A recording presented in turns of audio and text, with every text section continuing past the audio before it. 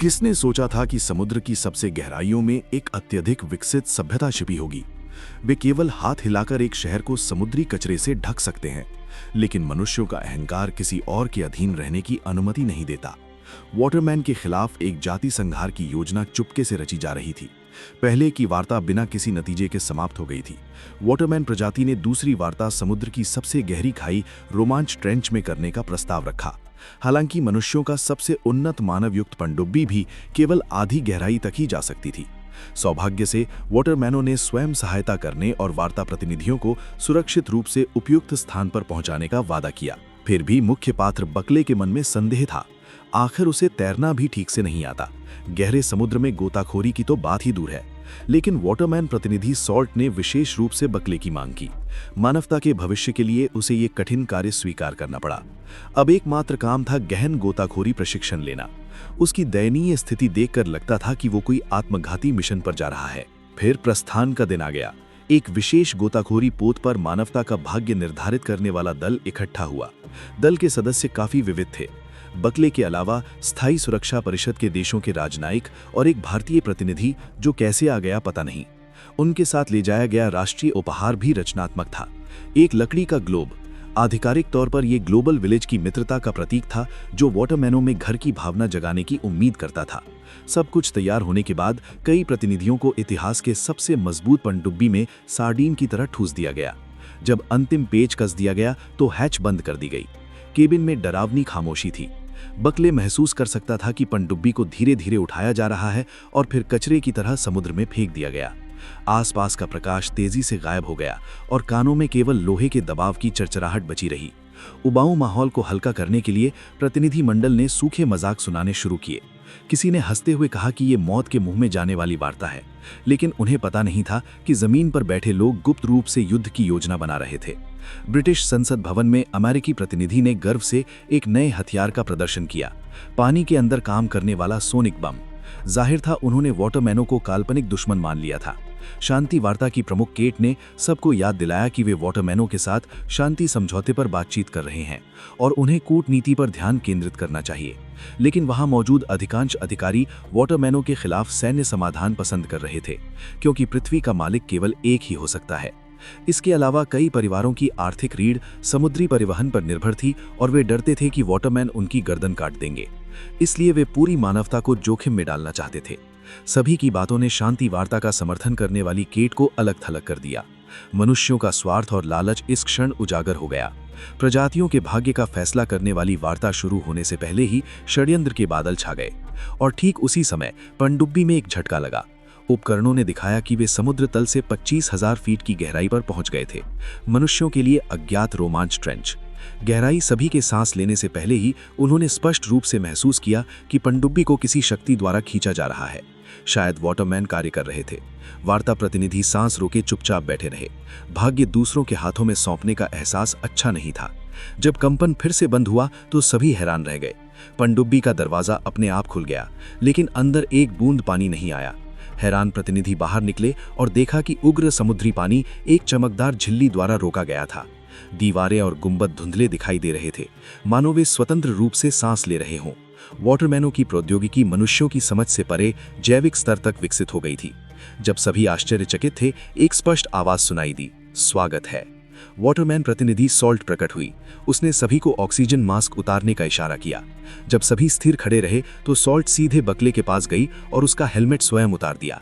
Bulkley ने हैरानी से पाया कि यहाँ की हवा ताज़ा और साफ थी, बिल्कुल जमीन जैसी। अन्य लोगों ने भी ऐसा ही किया और वाटरमैन प्रौद्योगिकी से फिर से चकित हुए। सॉल्ट मानव प्रतिनिधियों को गहराई में ले गई। उसने बताया कि वाटरमैन वास्तव में एक समुद्री खानाबदोश सभ्यता है, जिनमें सख्त स्तरीकरण है। बकले मंत्रमुग्ध होकर सुन रहा था, लेकिन जब उसने पीछे मुड़कर देखा तो उसके साथी गायब थे। छोटी सी जगह में केवल वह और सॉल्ट थे। माहौल अचानक सूक्ष्म और अस्पष्ट हो गया। सॉल्ट ने बकले के गाल को हल्के से छुआ और कहा कि उसने कभी इतनी गर्मी महसूस नहीं की।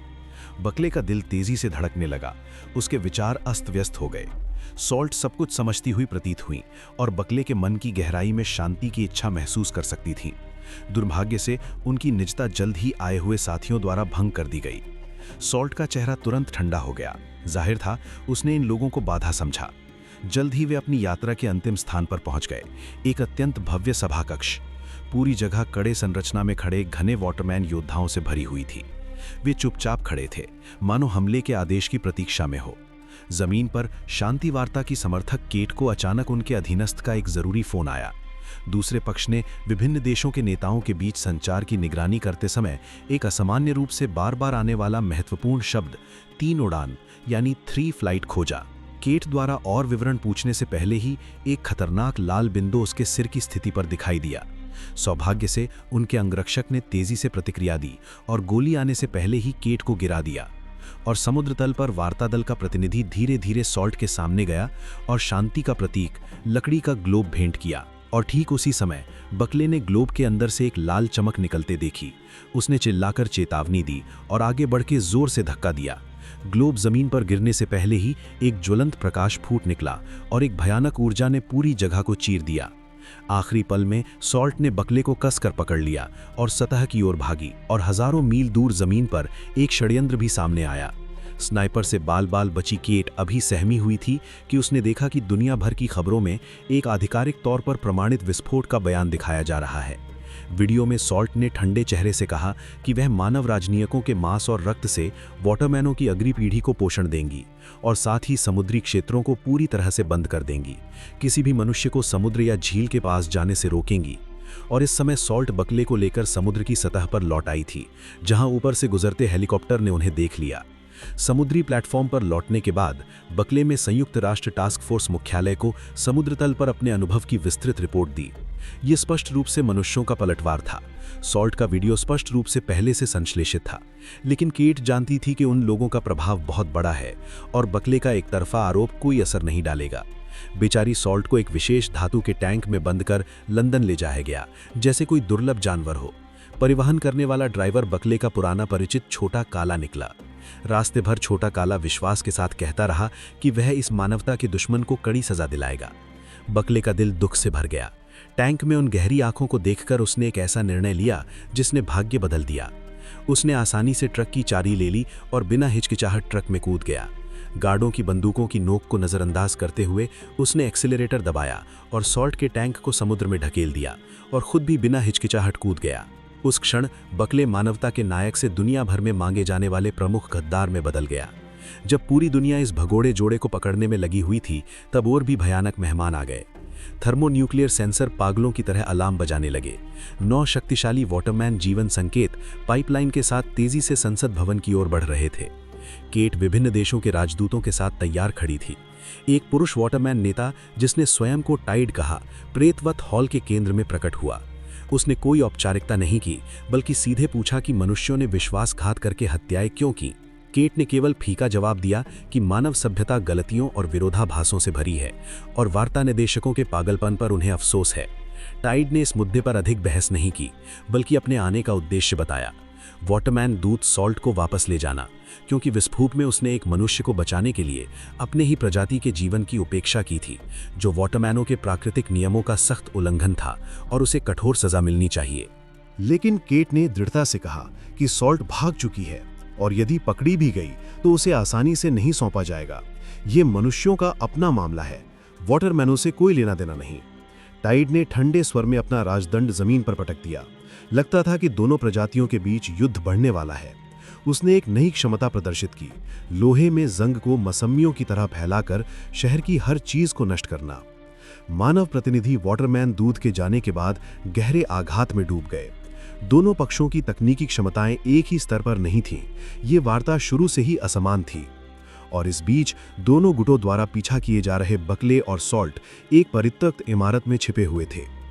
चिंतित बकले के विपरीत सॉल्ट के चेहरे पर बच्चों जैसी उत्सुकता और उत्तेजना थी। उसने बकले को बताया कि ठंडे शाश्वत गहरे समुद्र की तुलना में उसे जमीन की गर्मी अधिक पसंद है। वॉटरमैन समाज में परिवार या प्यार नहीं होता, प्रजनन केवल एक यादृच्छिक कार्य है। वो मनुष्यों के गहन और जटिल भावनाओं से ईर्ष्या करती है। अलाव की रोशनी में दोनों का शरीर करीब आता गया। सॉल्ट ने तीव्रता से महसूस किया कि बकले का दिल तेजी से धड़क रहा है। उसे याद आया कि सतह की ओर भागते समय भी उसकी यही प्रतिक्रिया थी। अगले ही पल सॉल्ट ने स्वयं आगे बढ़कर उसे चूम लिया। बाहर की खोजी रोशनी समय समय पर गुजर रही थी, पीछा करने वाले करीब थे, लेकिन गर्म इमारत के अंदर एक निषिद्ध प्रेम चल रहा था। दोनों के भविष्य के लिए बकले ने वेल्स के पहाड़ी इलाके में भागने की योजना बनाई, जहां कम लोग थे और छिपने में आसानी होगी, और साथ ही एक बड़ी झील भी होगी जहां सॉल्ट रह सकती थी। लेकिन एक मुख्य अपराधी होने के नाते ये आसान नहीं था। बकले ने हार मान ली और एक राहगीर का फोन छीन लिया। रात के अंधेरे में उसने चुपके से अपनी बेटी को फोन किया और उससे अपनी मां की कार निकालने के लिए कहा। बकले को लगा कि उसने काफी गोपनीयता बनाए रखी थी, लेकिन उसे पता नहीं था कि उसकी पत्नी और बेटी पर पहले से 24 घंटे निगरानी थी। जब वो सॉल्ट को लेकर कार सौंपने के स्थान पर पहुंचा तो उसने अपनी पत्नी की चिंतित चेतावनी सुनी। तुरंत सायरन बज उठे और छिपे हुए सैनिकों ने चारों ओर से उन्हें घेर लिया। ये सैनिक अलग अलग गुटों के थे। एक केट की संयुक्त राष्ट्र टास्क फोर्स, जो सॉल्ट को जीवित पकड़कर दोनों प्रजातियों के बीच समझौते की गुंजाइश बनाना चाहती थी, और दूसरे वाटरमैन विरोधी युद्धवादी जनरल, जिन्होंने स्पष्ट कहा कि शोध के लिए केवल एक लाश चाहिए। सॉल्ट को पाने के लिए दोनों ओर के सैनिक पीछे हटने को तैयार नहीं थे। जब माहौल तनावपूर्ण हो गया, सॉल्ट ने सिर उठाकर एक तीखी चीख निकाली जो आत्मा को बेधती हुई प्रतीत होती थी। वहां मौजूद सभी ने दर्द से अपने कान ढक लिए। इस अल्पकालिक अव्यवस्था का लाभ उठाते हुए उसने बकले की ओर प्यार भरी नजर से देखा और फिर दृढ़ता से पुल से नीचे कूद गई। ये थी लैंड एंड सी वॉर की तीसरी और चौथी कड़ी की कहानी। पसंद आने पर आगे भी जुड़े रहें, अगली कड़ी में मिलते हैं।